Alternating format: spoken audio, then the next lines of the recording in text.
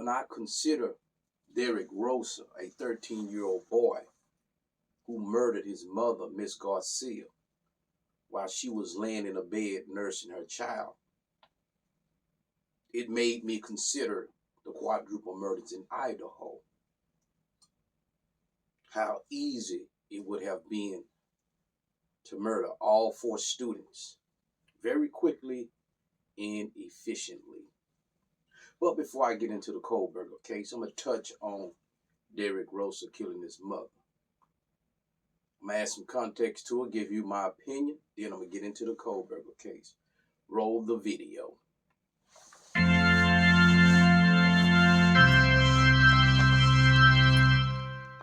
These are photos and surveillance images from the night of the fatal stabbing, released to us from the state attorney's office, and we have to warn you, some are disturbing. The images are tough to see. Prosecutors say this is the bloody knife that 13-year-old Derek Rosa used to stab his mother to death October 12th. And in these chilling surveillance stills from that night, first you see Mother Irina Garcia in bed, holding her newborn. Then 40 minutes later, Rosa appears to stand over the bed. Police say the teen stabs his mom repeatedly while she's sleeping. This photo then shows Rosa posing with what looks like blood-covered hands. Authorities say he even calls 911. I was going to shoot myself, but I didn't want to. Where's that gun right now? It's in the living room. I loaded it. I pulled back the slide, but I did not shoot. When police arrived to their Hialeah home, Garcia would be found at the foot of her bed with multiple stab wounds to the neck. The baby was unharmed. Rosa is pleading not guilty to the murder charge he now faces. His attorney is asking for him to be transferred to a juvenile detention center. As of now, for the past 7 weeks, attorneys for a teen accused of stabbing his mom to death have been trying to get that 13-year-old transferred from the adult jail to the juvenile detention center. Today, new evidence was presented from both prosecutors and the defense in the case. NBC 6 reporter Christian Colon is reminded with what went down in court. Defense attorneys spent all day trying to prove that Derek Rosa's rights are being violated inside Metro West, the adult jail. However, state attorneys responded, and tonight they say that Rosa is a threat, and they had the confession to prove it. Take a look at Rosa in court. This is the first time we saw the teen bring his head down and just break down. This happened as soon as state attorneys played the confession and he heard his own voice. Rosa says he went to the room with a kitchen knife to kill his mom and stabbed her over 40 times. He then called an online friend by the name of Sweden that lives far away, he says. Rosa stated he sent 3 pictures to him, 2 of his mom and a selfie. Rosa also said he cursed at his mom in Spanish before stabbing her. We also learned his recent online searches showed Rosa was planning the murder. Let's listen. I woke up, went to the kitchen. I grabbed one of the kitchen knives and then I went to our room and then I ate. It's okay, you can say I killed her. You killed her? All right. What is the best place to stab someone? Okay, what's next? Is a small knife good for killing? What's next? Is it easier to kill someone with a small knife? What's next?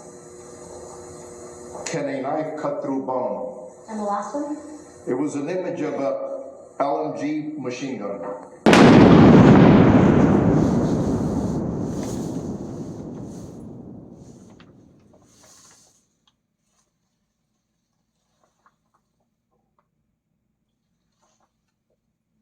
If you were trying to figure out why Derek Rosa murdered his mother, you're going down the wrong path. Because no reason would be sufficient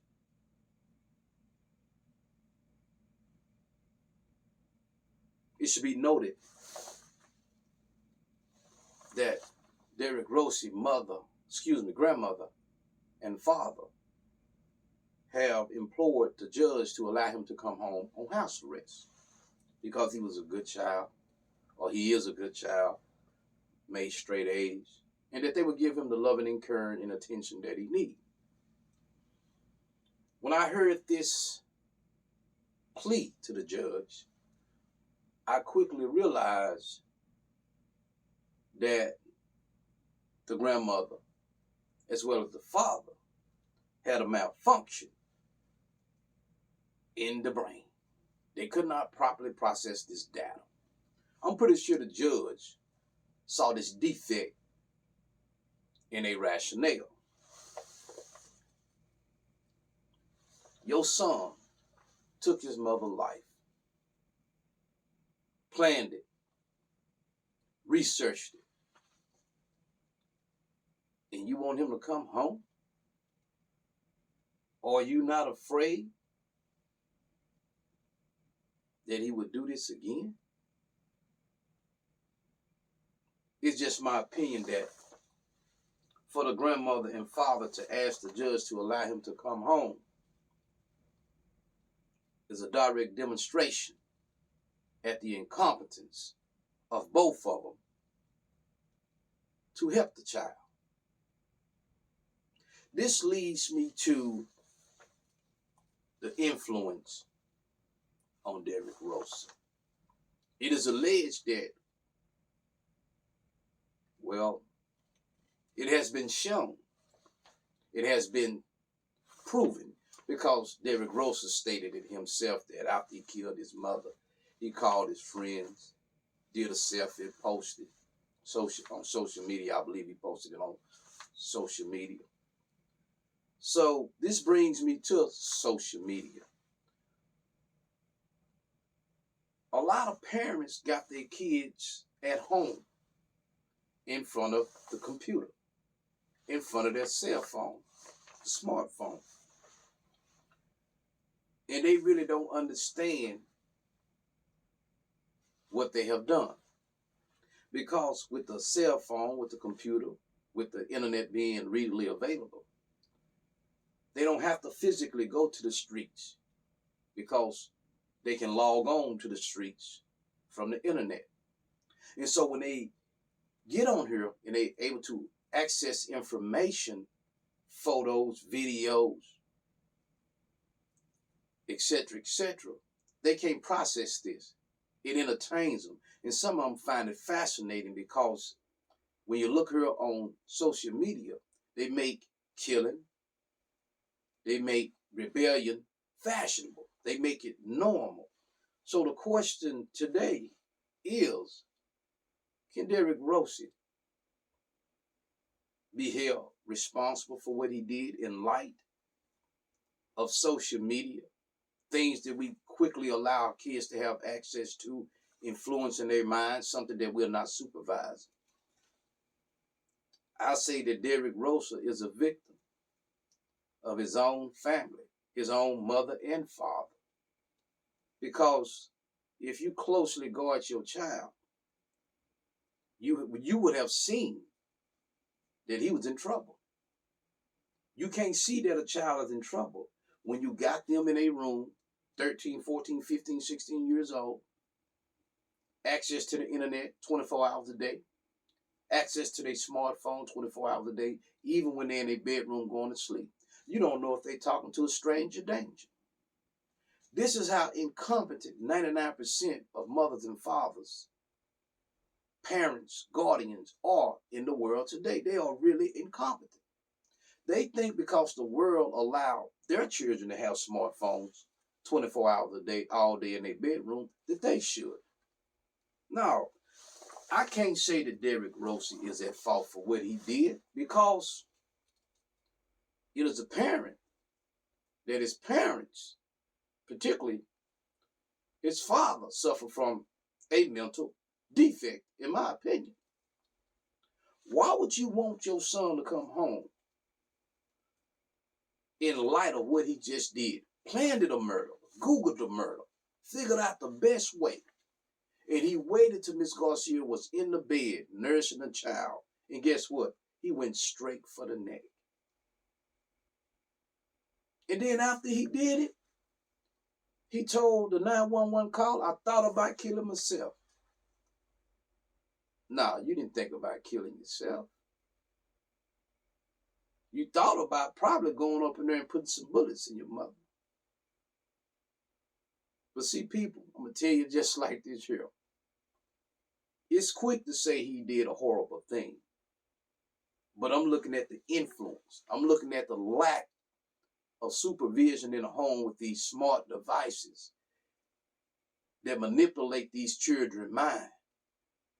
So I cannot say that he should be held responsible. Because if you go back to the people, if you were born in 71, 60, 50, if you were born in 75 or 80, look at what they have today. Look at the guns.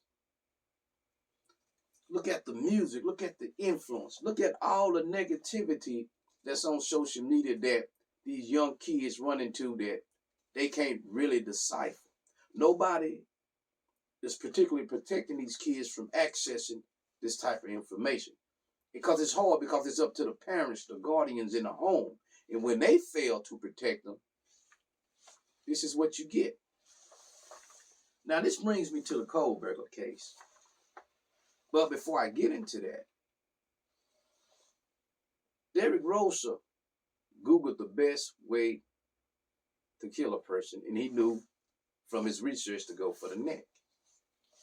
As you can see, Miss Rosa was still found in the bed. This 13-year-old boy was able to subdue his mother, which she was a lot bigger than him. But when he started striking her, before she really knew she was hit, she got struck 3 times before she probably really knew in the neck. But then after that, I realized there was nothing that she could do. And the reason why he was able to subdue his mother is because where he hit her in the neck.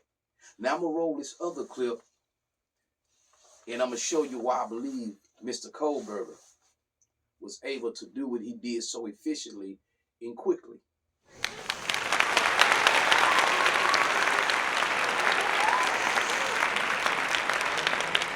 So at the moment where I come through here and I slash, what this is there is a muscle right here called the sternocleidomastoid. Sternocleidomastoid. This is holding his head erect, just like this. In, out. So at the point where I cut that, and I sever this or do enough damage that it can no longer sustain the weight, his head is going to do this. So my sternocleidomastoid, this muscle that we talked about earlier, is right here, right? That thing is about that thick.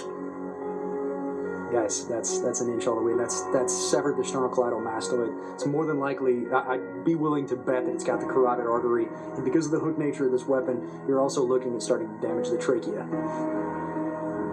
Death is, I mean, really depending upon the human being, but you're looking at unconsciousness shortly to follow that afterwards. Once that pressure change happens and the blood stops getting that pressure, you're looking at unconsciousness and death without. So here we pulled in all the stops. We have a high budget training simulator. Has real flesh here. Sean is going to demonstrate what a carabin can do to real flesh. Sean? So here, I'm just going to draw the blade here. I'm going to cut right along the center. Right through there, just like that. That little kind of, see, there we go. There's that little cut there. That one slice. So with this little carabin, imagine that's somebody's forearm or their thigh. That's a pretty nasty cut. So in one split second, pretty effortlessly, I just caused a serious wound on this poor man. So I actually blinked. That was so fast. He cut about 3 inches in. We have this piece right across the abdomen there. So if this was a real person, you're going to be going through all their adipose tissue, through their abdominal muscles, and right into their intestines. You just bowel eviscerated this person. If they're in a fight, the fight just ended.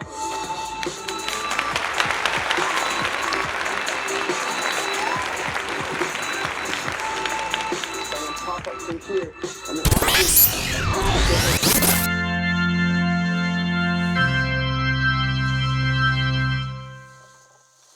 As you can see, slashes and stabs to the neck in a proper area brings about a particular result, which is a quick kill with less resistance. Now consider the 13-year-old boy who murdered his mother, Miss Garcia, while she was nursing. He researched how to effectively kill someone with a knife. And as you see in the video, he went right for her neck area. Likewise, Mr. Kohlberg, having more nuts than Walmart, went into this home with a knife, well prepared. More than likely, he had 2 knives and murdered the 4 students.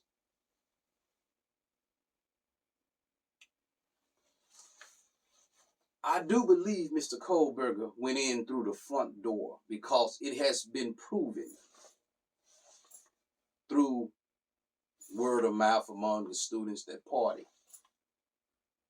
And I have no reason to doubt that the front door passcode was well known among people. And so people, you know how people talk. Word get out. And here is why I do believe that Mr. Kohlberger entered through the front door. It's because he knew the code. Why would he get up and just drive hoping to break in the back door? Why would he do that? No, he already knew the code. And he had tested the code at some point. He had an understanding through somebody at some point in time, whether it's through just talking, making light of conversation, what that code was. I do believe after entering the home on the first floor, Zana Konoda was in the kitchen eating. This is why I strongly believe that Ethan was killed first. He went to that room and he saw him. And that's where he killed him. It was a struggle, but that's where he killed him. Zana Konoda come running out the kitchen while she was eating, heard and saw what was going on, and she began to yell and beat on Dylan's door. Somebody's here. Somebody's here. She was frantic, running back, trying to help Ethan. And this is where she started getting attacked, yelling and hollering. And this is where Dylan opened the door and saw it, because Kohlberger's back was to her while he was killing and slashing Zana Konoda. She saw this, went in there, ran and locked and shut the door. That is the only way this could have went down. There is no way Kohlberger jumped in his car hoping to break in his home without having that code on that door. It's just highly unlikely. Well, I'm going to tell you just like this here, people.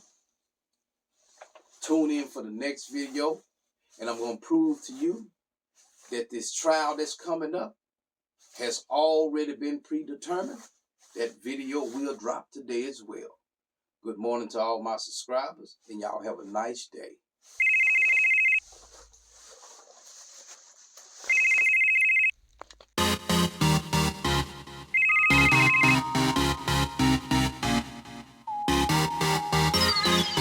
Feel me? Shake it up. Yeah, feel me? You feel me? No cash on me. Swipe for a million. Yeah.